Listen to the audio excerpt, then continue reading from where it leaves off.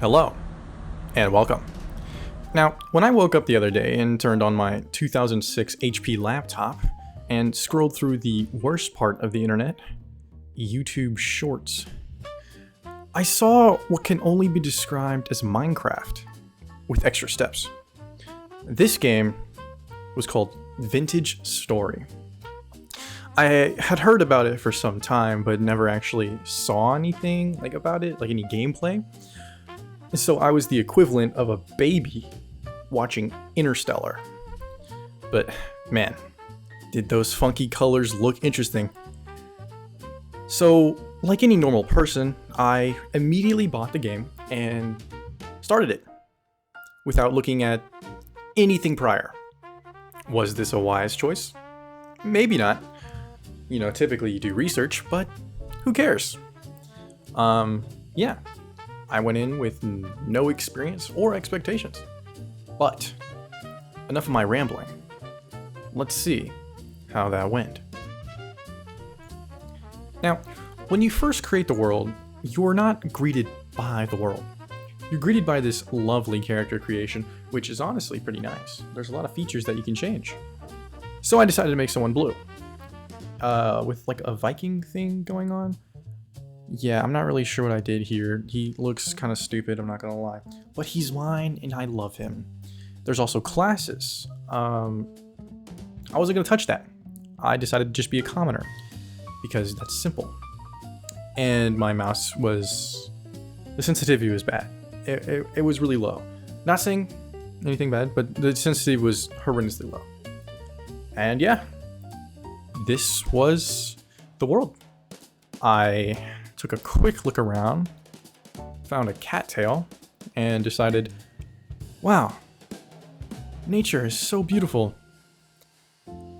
And promptly I forgot about it.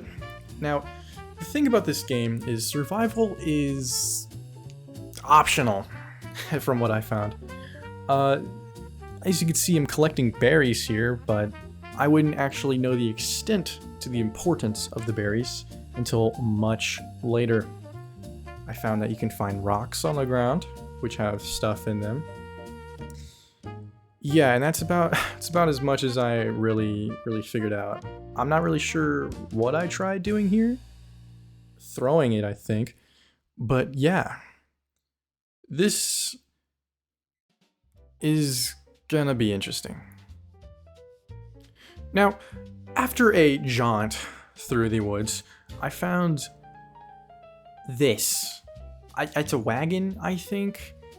I kind of looked around. I wasn't really sure why I was here. But I climbed in and there was a guy. I don't know. Whatever.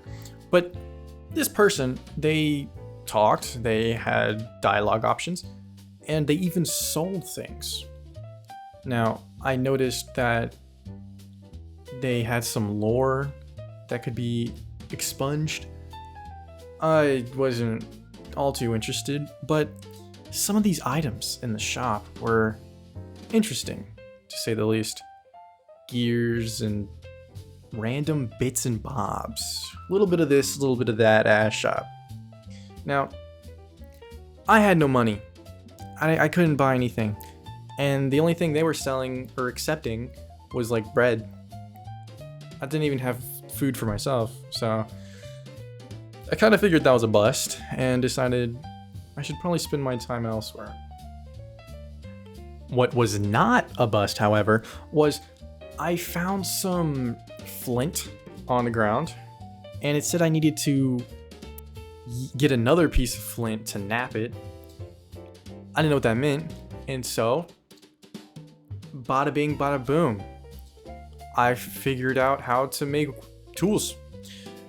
It was really intuitive process. You just get rock, get another rock, you smack them together enough, boom, you got tools. I was a little confused at first because I didn't know that you had to left click, but eventually I figured it out and bang. As you can see, super satisfying to do. But yeah, and that's was my first tool. Correction. That was my first tool head. Yeah, no, you actually need something to hold the tool head with, and I didn't know that, which is why I'm using the handbook. The handbook is a trusty little tool that the game gives you. It teaches you how to make pretty much everything. I decided I would only use the in-game resources for this video, and so handbook. Yeah. And it said you gotta punch a tree and boom, I got a stick. Stick plus knife head, make knife. And I thought that was really intuitive. I was really appreciative of that fact. And I immediately destroyed nature with it.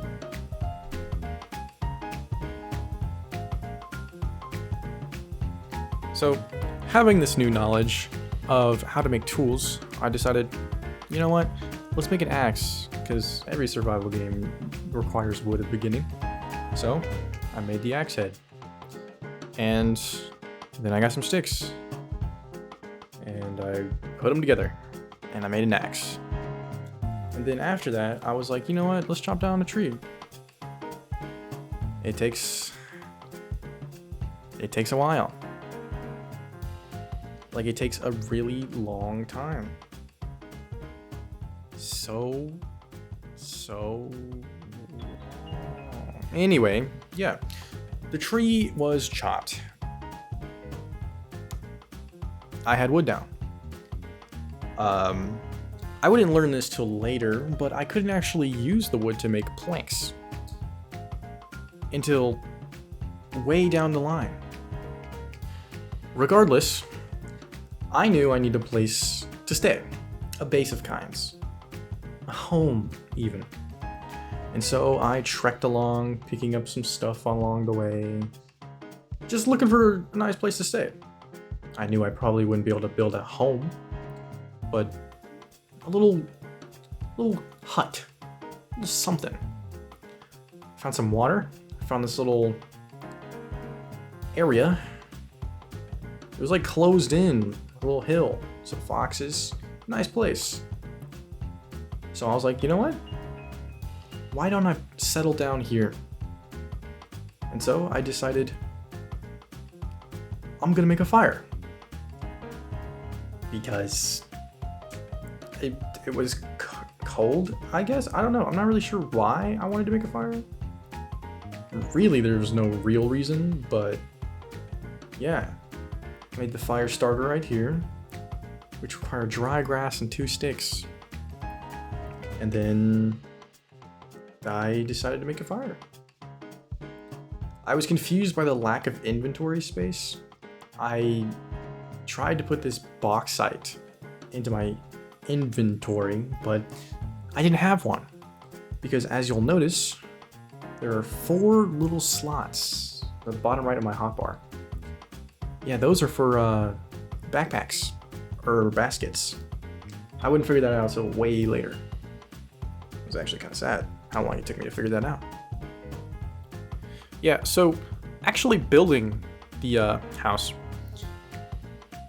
there was no plan. I just built a little foundation, some wood structures, little pillars, got some more dirt, and I put it on top, and that was it. That was the whole house. And here, I decide to actually finish making the fire, and so I look it up. I'm like, oh, okay, need a little something.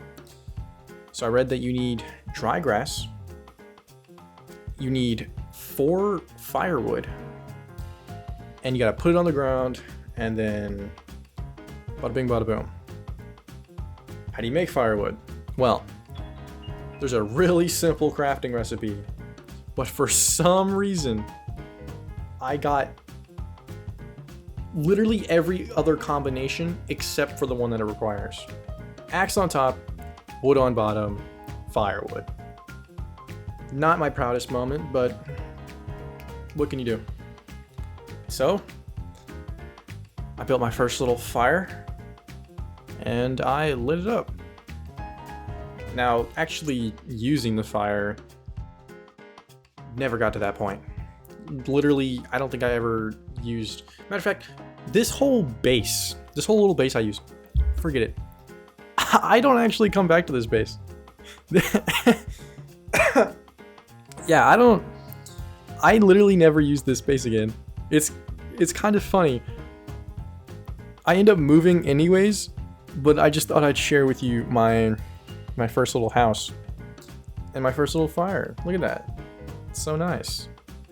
But yeah, I'd never come back to this house. This house is actually like the opposite direction of where I make my base later, so it's definitely interesting. But yeah, as I gaze off into the distance, that was my first little journey with Vintage Story.